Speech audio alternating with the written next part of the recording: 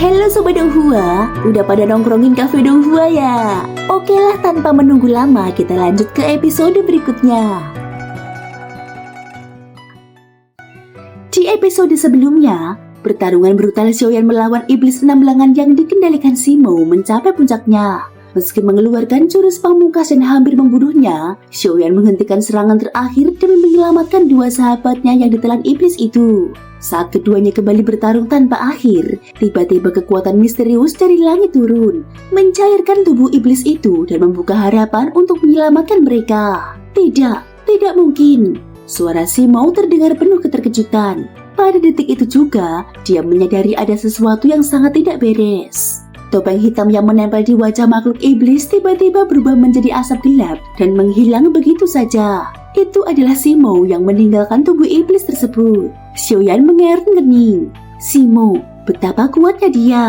Jika bukan karena kekuatan rahasia dari suku Siming, dia tidak mungkin bisa begitu saja mengendalikan tubuh iblis itu dan kemudian pergi seenaknya. Setelah Simo melarikan diri, tubuh iblis tersebut seakan kembali berada di bawah kendali penuh suku Siming. Makhluk iblis itu mengamuk dan meronta-ronta dengan liar, seolah mencoba menunda proses ketika daging dan darahnya mulai meleleh. Teriakan kesakitannya menggema mengguncang ruang, sambil dia berusaha kabur dari cahaya yang membungkus tubuhnya.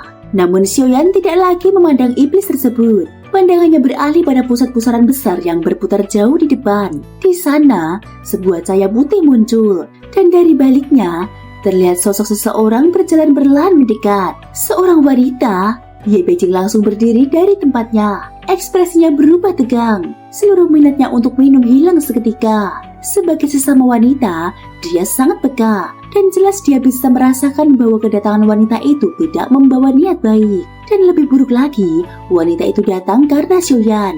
Langkah demi langkah wanita itu semakin mendekat. Setiap kali kakinya menapak, bunga teratai es berwarna putih muncul dari bawah kakinya. Wajahnya sangat cantik. Sorot matanya berkilauan seperti permukaan air bening. Kulitnya putih berkilau seperti salju, dan rambut hitam panjangnya terurai tanpa ornamen apapun. Hanya dalam beberapa langkah dia telah berdiri tidak jauh dari Xiaoyan. Xiaoyan tertegun, pupil matanya menegang tanpa kendali. Jantungnya berdetak semakin cepat. Bahkan dirinya sendiri terkejut seberapa kuat pengaruh yang dirasakannya. Dia telah melihat banyak wanita cantik. Bahkan Ye Beijing saja merupakan pesona yang sulit ditolak oleh pria manapun. Tetapi Xiaoyan selalu bisa menjaga hati seperti air yang tenang. Namun wanita ini berbeda. Wajahnya asing, tetapi perasaannya justru seperti sudah mengenalnya sejak lama. Hatinya bergetar hebat. Wanita itu mengangkat lengannya yang putih dan halus berakar teratai. Dan hanya dengan satu sentuhan ringan, tubuh makhluk iblis itu mulai mengembang, seolah akan meledak. Tunggu, Xiaoyan berseru dengan cemas. Dua orang temanku masih ditelan olehnya. Jangan bunuh dulu. Wanita itu menoleh sekilas, kemudian ujung jarinya mengetuk udara. Seketika tubuh makhluk iblis itu menggembung lebih besar, dan kemudian, boom! Tubuh iblis itu meledak. Darah dan serpihan daging berterbangan. Dari dalamnya terpancar dua pancaran cahaya yang kemudian berubah menjadi tubuh Xuan Huang dan Feng Xi. Keduanya terjatuh dalam keadaan tak sadarkan diri. Mereka benar-benar telah ditelan, bukan sekedar ilusi seperti yang sempat Xiaoyan duga. Lalu tubuh iblis itu kembali mengembang lalu meledak sepenuhnya. Ribuan jiwa berterbangan bagaikan badai. Xiaoyan segera memalingkan wajah, mengibaskan tangannya dan mengaktifkan bendera penekan jiwa. Lebih dari 10.000 jiwa tersebar dan menghilang. Namun dia masih berhasil menangkap beberapa ribu jiwa ke dalam bendera penekan jiwa. Meski sayangnya tidak satupun di antaranya adalah jiwa utama dari suku Siming. Wanita itu kemudian berdiri di samping Xiaoyan. Tatapan lembut dan sedikit tersenyumnya membuat Xiaoyan terkejut. Pertempuran yang begitu brutal berakhir terlalu cepat dan tak terduga. Ye Beijing muncul di sisi Xiaoyan, langsung meraih lengannya dengan sikap waspada. Kau siapa? Ucap Ye Beijing dingin, seperti seekor anjing kecil yang menjaga makanannya. Datang harus tahu aturan, siapa duluan dan siapa belakangan. Chen Xianyuan dari alam Xuanyin. Aku dan dia adalah kenalan lama, ucap sosok wanita itu.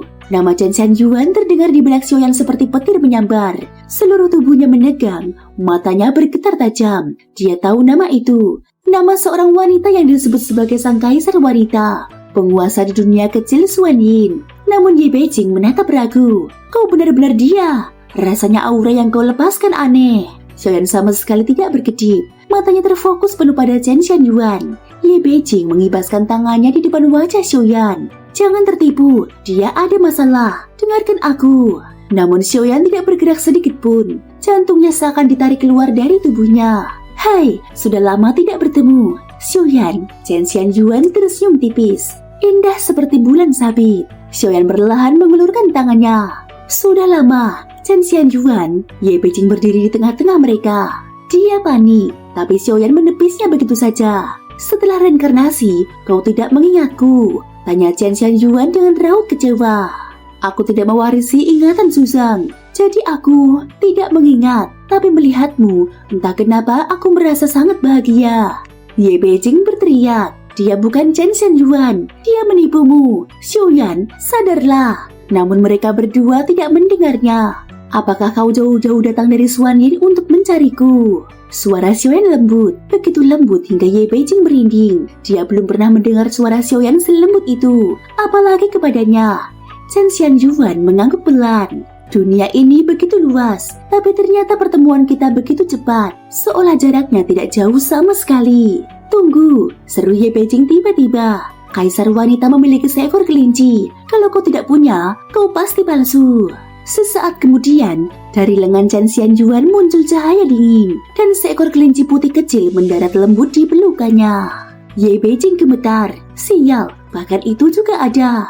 Xiaoyan membungkuk sedikit. Terima kasih telah membantuku. Makhluk iblis itu dari suku Siming. Aku telah bertarung lama tapi tak bisa mengalahkannya. Kau benar-benar menolongku. Chen Xianyuan tersenyum. Tidak perlu berterima kasih. Di antara kita, ini bukan apa-apa. Kata-kata itu membuat tubuh Ye Beijing menggigil hebat. Pertemuan yang tak terduga itu mengubah seluruh suasana.